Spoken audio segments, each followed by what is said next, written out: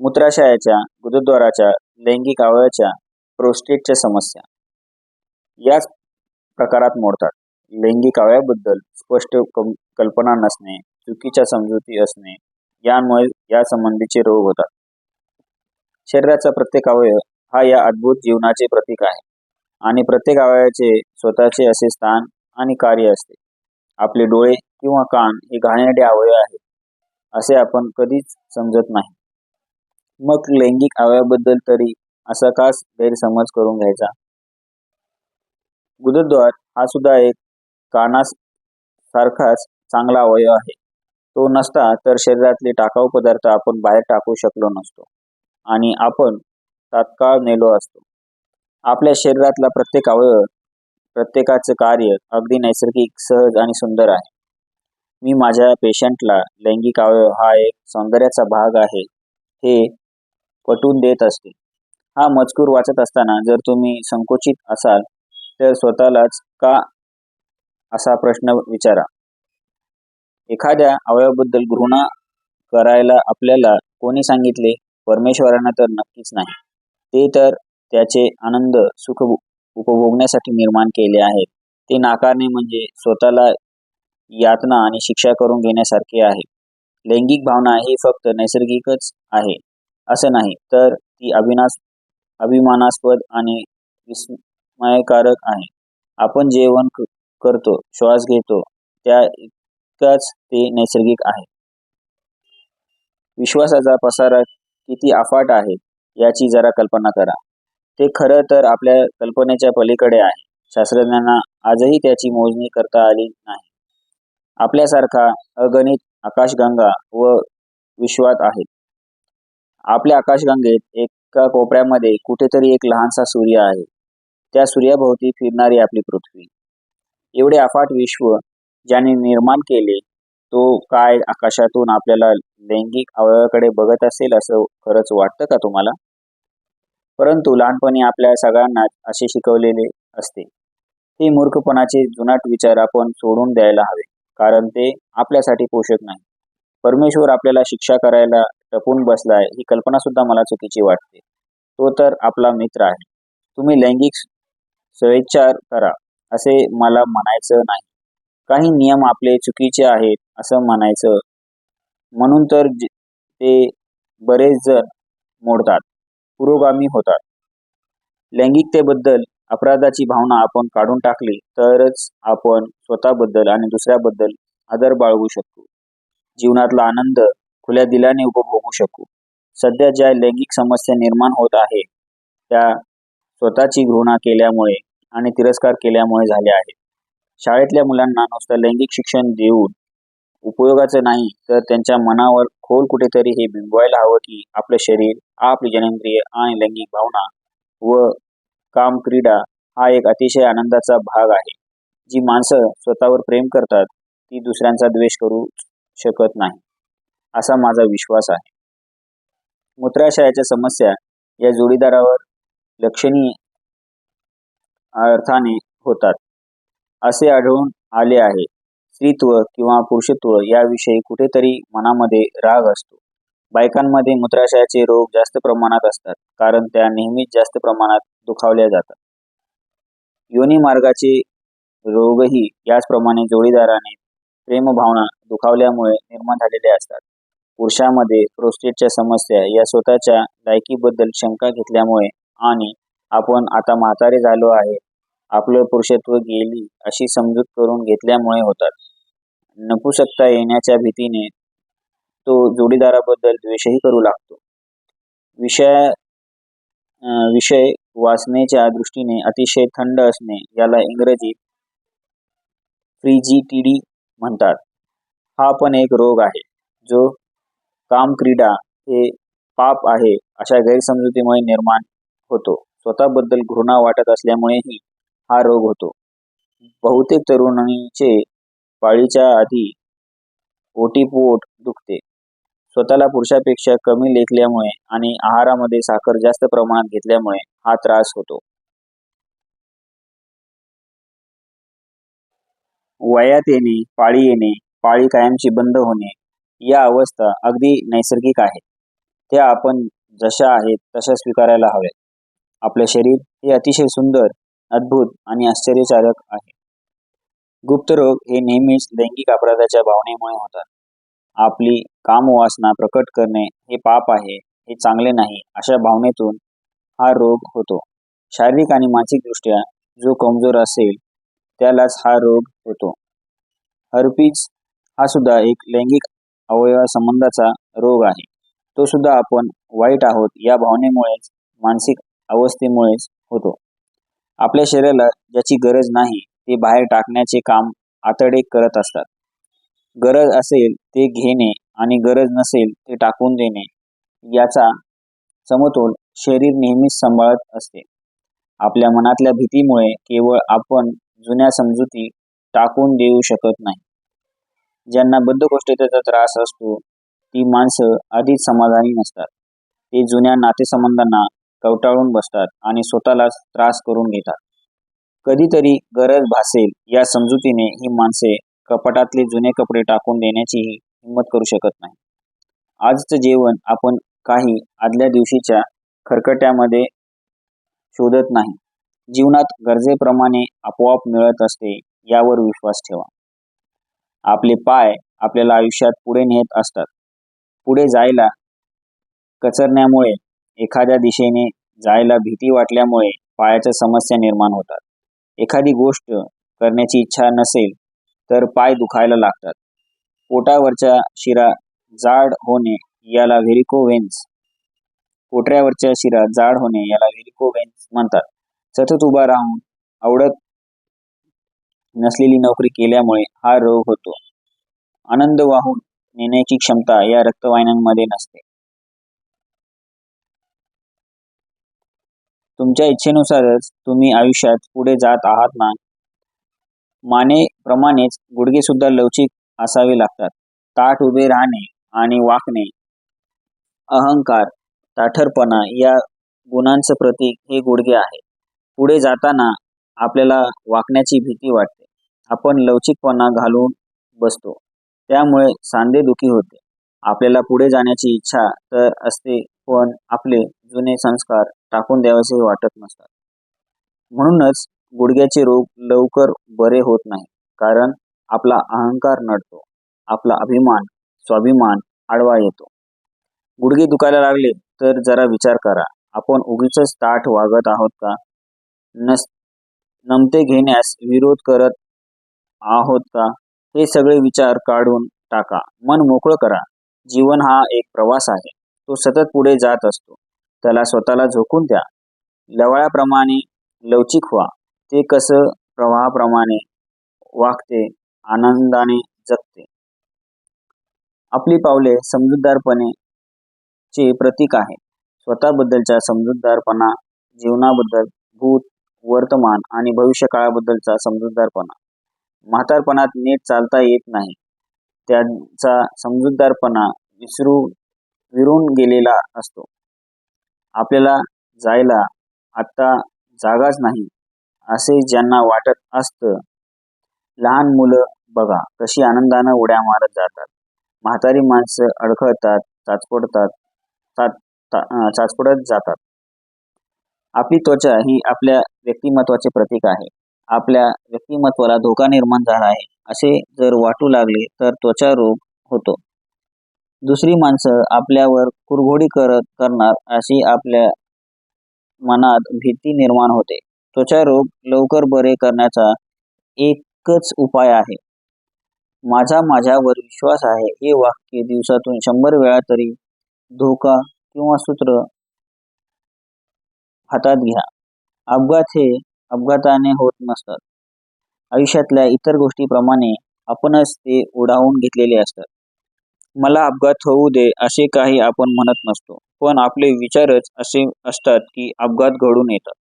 काही जणांना सतत अपघात होतात. काही जणांना आयुष्यात साधं खरचटत देखील नाही. अपघात हे संतापाचे प्रतीक आहे. मनाचा कोंडमारा झाल्याचे व त्यामुळे हतबल असल्याचे ते लक्षण आहे. आपण इतके चिडलेले असतो की कुणाला तरी ठोकरावे असे वाटत असते, पण आपणच अपघात करून बसतो. आपण जेव्हा स्वतःवरच रागवतो, चिडतो किंवा आपण अपराधी आहोत, आपल्याला शिक्षा व्हायला हवी असं वाटतं, तेव्हाच अपघात होतात. कोणत्याही अपघातात आपली चुकीमुळे घडला नाही, तो आपल्या नशिबातच होता असे आपल्याला वाटत असते. अपघातामुळे इतरांची सहानुभूती आपल्याला मिळते. सगळेजण आपली काळजी घेतात. आपण ती घेऊ देतो. आपण वेदना सहन करतो. या वेदनामुळेच आपण स्वतःला अपराधी का समजत आहोत यावर विचार करण्याची संधी मिळते. जखमा आणि वेदनांच्या तीव्रतेमुळे अपराधी भावनेची तीव्रताही लक्षात येते. अन्नावरची वासना उडणे हा एक मानसिक रोग आहे. त्याला ऑनेरेझिया असे म्हणतात. स्वतःबद्दल अतिशय टोकाची घृणा असलेल्यांना हा रोग होतो. अन्न हे आपल्या शरीराचे पोषण करते, मग आपल्या शरीराचे पोषण आपण का नाकारतो? का मरावंसं वाटतं? आयुष्यात असं काही घडलंय की ज्यामुळे स्वतःला संपून टाकावंसं वाटतं? स्वतःबद्दल घृणा वाटते हा एक आपल्या मनातला विचार आहे. तो आपण बदलू शकतो. असं काय भयंकर घडलंय तुमच्या आयुष्यात? पालकांनी पालनपोषण नीट केलं नाही का? शिक्षक क्रूरपणे वागले का? तू चांगला नाहीस, लायक नाहीस असं सतत कोणी टोचून बोलत होतं का? आपण जसे आहोत तसा आपला स्वीकार कोणी का करत नाही? आपल्यावर कोणी का प्रेम करत नाही? याची कारणे आपल्याला सोयीने शोधून काढत असतो. सध्याच्या फॅशनप्रमाणे सडपातळ असणं हे चांगलं लक्षण समजलं जातं.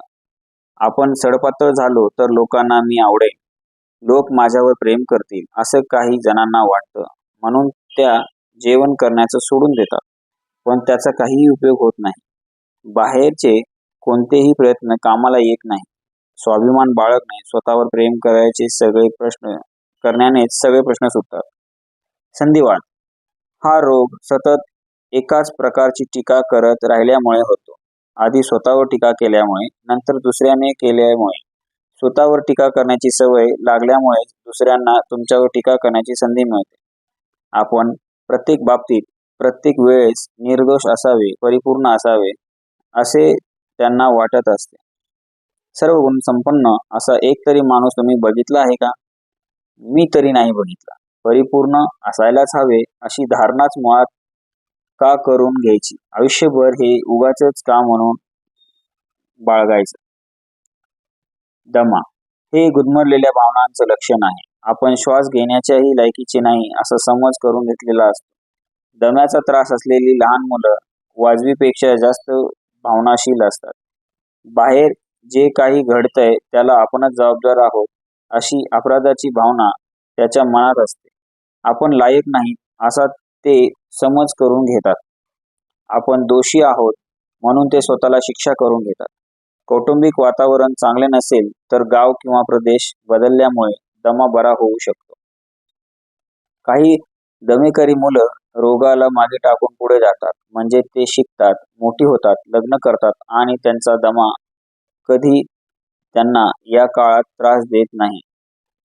जणू तो बरा झालेला असतो. मग कधीतरी एखादा प्रसंग असा येतो की त्यांचा दमा उफळून येतो. अशा वेळेस तो वर्तमान काळाचा प्रसंग दम्याला कारणीभूत झालेला नसतो, तर लहानपणीच्या प्रसंगामुळेच सुरू झालेला असतो. फोड, गळव, कापणे, खरचटणे, ताप, अंधदुखी आणि जेवढे इटिस, टॉन्सिलायटिस, ब्रोंकालायटिस इत्यादी हा सगळा दाबून ठेवलेला राग, संताप अंगावर उमटण्याचे प्रकार आहेत. संताप आपण कितीही दाबून ठेवला तरी तो कुठून तरी वाट काढतोच. आता कोंडलेली वाफ बाहेर पडायलाच हवी. त्याला साधे उपाय आहेत. एकांतात मोठ्याने ओरडा किंवा टेनिस सारखा एखादा खेळ खेळा. त्याने तुमचा राग बाहेर पडेल. धार्मिक माणसं क्रोध म्हणजे वाईट असं समजतात. ते खरं असेल तरी हे कळेपर्यंत बरंच आयुष्य गेलेलं असतं. तोपर्यंत त्याचा मुकाबला करणं भाग आहे. कॅन्सर म्हणजे दीर्घकाळ खोलवर दडलेली घृणा असते. ती अक्षरशः शरीर पोखरते. लहानपणी एखादा प्रसंग विश्वासाला धक्का बसलेला असतो प्रसंगात विश्वासाला धक्का बसलेला असतो आणि तो नष्टच होतो. ती आठवण कधीच पुसली जात नाही. पुढे मोठेपणी दुसऱ्यांशी मोकळेपणाने संबंध ठेवता येत नाही, वागता येत नाही. सगळं आयुष्य अपेक्षाभंगात जातं. निरर्थकपणा, असहाय्यता या भावना वाढीस लागून कोणत्याही गोष्टीला इतर कारणीभूत आहे असे आरोप करण्याची सवय लागते. कॅन्सरचे रोगी स्वतःवर टीका करणारेही असतात. प्रेम करायला शिकवणे आणि स्वतःला आहे तसे स्वीकारणे या दोनच गोष्टींमुळे कॅन्सर बरा होऊ शकतो. लठ्ठपणा हे संरक्षण गरज असल्याचे लक्षण आहे. मन दुखवणे, टीका, लैंगिक भावना, लैंगिक अत्याचार, अनामिक भीती किंवा एखाद्या विशिष्ट गोष्टीबद्दल भीती या सगळ्यांपासून आपल्याला संरक्षण हवं असतं. मी स्वतः काही फार लठ्ठ नाही, परंतु मला सुद्धा केव्हा केव्हा असुरक्षितता आणि अस्वस्थ वाटतं. त्यावेळेस माझं वजन हमखास 2-4 पाऊंडनी वाढतं. मनातली भीती गेली की ते आपोआप वजन कमी होतं. लठ्ठपणाशी लढणे म्हणजे वेळ आणि शक्ती वाया घालवणं आहे. डाएटिंगने काही होत नाही. ते सोडलं की लगेच वजन पुन्हा वाढू लागतं. स्वतःवर प्रेम करणे, स्वतःला आहे तसे स्वीकारणे, आयुष्यावर, जीवनावर विश्वास ठेवणे आणि आपलं मन व शरीरच कोणता आहार घ्यायचा हे ठरवते. यावर विश्वास ठेवणे या सगळ्या गोष्टीमुळे वजन आपोआप कमी होते. मनात नकारात्मक विचार असताना जेवायला बसलात तर वजन वाढलेच समजा. काही पालक तर मुलांच्या तोंडात अक्षरशः अन्न कोंबतात. मोठेपणी एखादी समस्या उभी राहिली तर फ्रीज उघडून काय खावं तेच समजत नाही. अशा अवस्थेत उभे राहिल्याचे मी बऱ्याच जणांना बघितले आहे. वेदना हे अपराधीपणाच्या भावनेचे प्रतीक आहे. अपराधाला नेहमी शिक्षा हवी असते आणि शिक्षा म्हणजे वेदना दीर्घकाळाच्या अपराधी भावनेमुळे झालेली असते आणि तिचा आपल्याला स्वतःला सुद्धा पत्ता नसतो. अपराधी भावना ही अत्यंत निरुपयोगी भावना आहे. त्याने बरे तर वाटत नाहीच, पण परिस्थितीतही काही बदल होत नाही. तुमची शिक्षा आता संपलेली आहे, तेव्हा तुरुंगातून बाहेर पडा.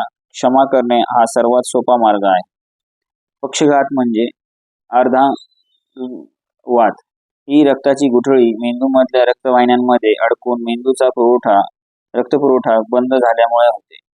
मेंदू हा शरीराचा कम्प्युटर आहे आणि रक्त म्हणजे आनंद. रक्तवाहिन्या या आनंदाच्या वाहिन्या आहेत. सगळं काम हे प्रेमाच्या नियमानुसार होत असतं. विश्वामधल्या प्रत्येक कणाकणामध्ये प्रेम भरलेलं आहे. प्रेम आणि आनंद या दोन गोष्टीशिवाय या जगातली कोणतीही गोष्ट किंवा काम होऊच शकत नाही. नकारात्मक विचारांमुळे मेंदूमध्ये अडथळा निर्माण होतो. त्यामुळे प्रेम आणि आनंदाचा प्रवाह पुढे जाऊ शकत नाही.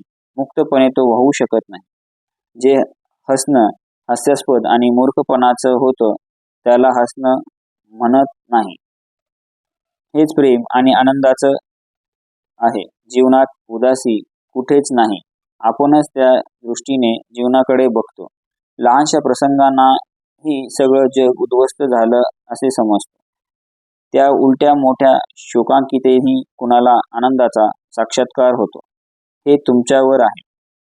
एखादा मार्ग चांगला नसतानाही आपण त्या मार्गावर चालण्याचा प्रयत्न करतो. कधी कधी पक्षाघात आपणच स्वतः निर्माण करतो, ज्यामुळे आपली जीवनशैली बदलण्यास आपल्याला भाग पडते.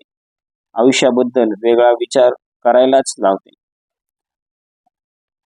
अंगाचा ताठरपणा हे मनाच्या ताठरपणाचे प्रतीक आहे.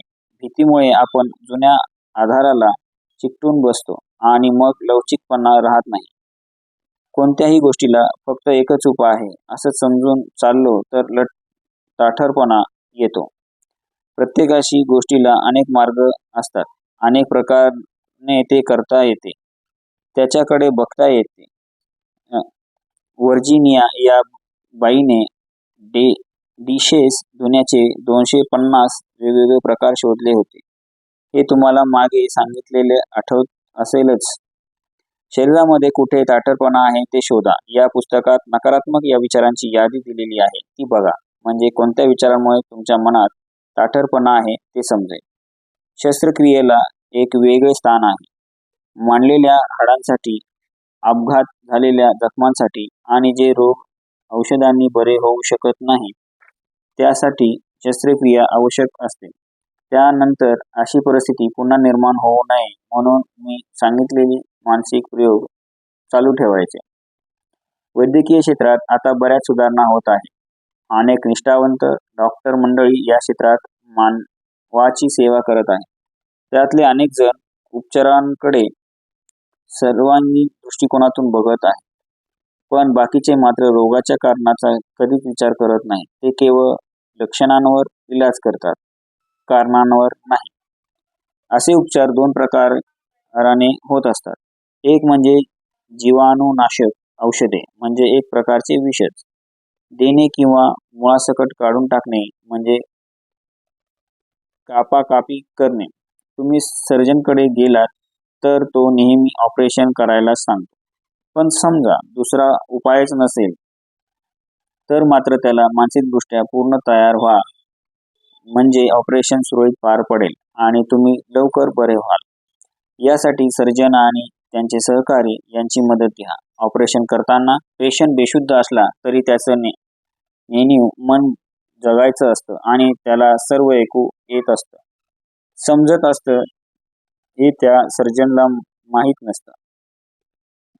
माझ्या मैत्रिणीने खरेच असे करून बघितले आहे. एका ऑपरेशनच्या वेळेस तिने सर्जन आणि भूलतज्ञाला ऑपरेशन चालू असताना मंद स्वरातले संगीत लावायला सांगितले. तिच्याशी बेशुद्ध असतानाही सतत सकारात्मक बोलायला सांगितले. नंतर नर्सलाही तिने हेच सांगितले. त्यामुळे ऑपरेशन अगदी सुरळीत पार पडले आणि ती लवकर बरी झाली. हॉस्पिटलमध्ये असताना नेहमी असाच विचार करत जा की माझ्या अंगातला होणारा डॉक्टराचा स्पर्श हा मला बरा करण्यासाठीच होत आहे, किंवा माझं ऑपरेशन लवकर, सहज आणि चांगलं होणार आहे, किंवा माझं जे काही होणार आहे ते चांगलंच होणार आहे. ऑपरेशन झाल्यावर तुमचा जास्तीत जास्त वेळ चांगलं संगीत ऐकण्यात घालवा आणि नेहमी सकारात्मक विचार करा. माझ्यात फार झपाट्याने सुधारणा होत आहे, किंवा रोज सकाळी उठल्यावर म्हणा, कालच्यापेक्षा मला आज खूपच चांगले वाटत आहे. तुमच्याकडे जर सकारात्मक विचारांची टेप असेल तर ती हॉस्पिटलमध्ये आणून ऐका. वारंवार ऐका. वेदनांकडे नाही तर जाणीवेकडे लक्ष द्या. प्रेम तुमच्या हृदयातून हातांकडे वाहत आहे अशी कल्पना करा. ऑपरेशन झालेल्या त्या भागाला म्हणा, माझं तुझ्यावर प्रेम आहे आणि तू लवकरात लवकर बरा होण्यासाठी मी तुला मदत करणार आहे. शरीरावरची कोणतीही सूज हे भावनाशील विचार खुंटल्याचे आणि तिथे साचून राहिल्याचे प्रतीक आहे. आपणच अशी परिस्थिती निर्माण करतो की ज्यामुळे आपणच दुखावले जातो आणि तेच धरून बसतो, तेच सतत आठवत राहतो. सूज ही डोळ्यातली आसवे गोठून गेल्याचे, भावनांचा कोड मारा झाल्याचे, किंवा आपल्या परिस्थितीला बाकीचे जबाबदार आहेत असा समज करून घेतल्याचे प्रतीक आहे. भूतकाळ विसरून जा, त्याला पुसून टाका. स्वतःवर नियंत्रण ठेवा. शक्ती गोळा करा आणि गरज नसलेल्या गोष्टी फेकून द्या. तुम्हाला जे हवंय त्याचीच अपेक्षा करा. जीवनाच्या प्रवाहात सामील व्हा. शरीरातल्या गाठी हे फसव्या वाढीचे प्रतीक आहे. शिंपल्यातल्या किडा वाळूचा एक कण शिंपल्यात घेतो आणि त्याच्या भोवती चमकदार आवरण तयार करतो. त्याला आपण मोती म्हणतो आणि तो सुंदर आहे असे समजतो. एखादी जुनी वेदना, अपमान आपण घेऊन बसतो, त्याच्या भोवती आडे देत बसतो आणि कालांतराने त्याची गाठ तयार होते. स्त्रियांच्या गर्भाशयात इतकी मोठी गाठ असण्याचे हेच कारण आहे. त्या आपलं स्त्रीत्वच दुखावलं गेलेच समजून बसतात आणि मनात त्यालाच वाढवत राहतात. त्याने माझ्यावर अन्याय केलाय असाच जप करत राहतात. जे काही घडलंय त्यापेक्षा आपली त्यावरची प्रतिक्रिया फार महत्त्वाची असते. प्रत्येक अनुभवाला आपणच जबाबदार असतो. वेदना नाही तर प्रेम आपल्याकडे ओढ घेता येईल असे प्रयत्न करायला हवे. प्रकरण 14. शरीर. येथे संपलेले आहे. धन्यवाद.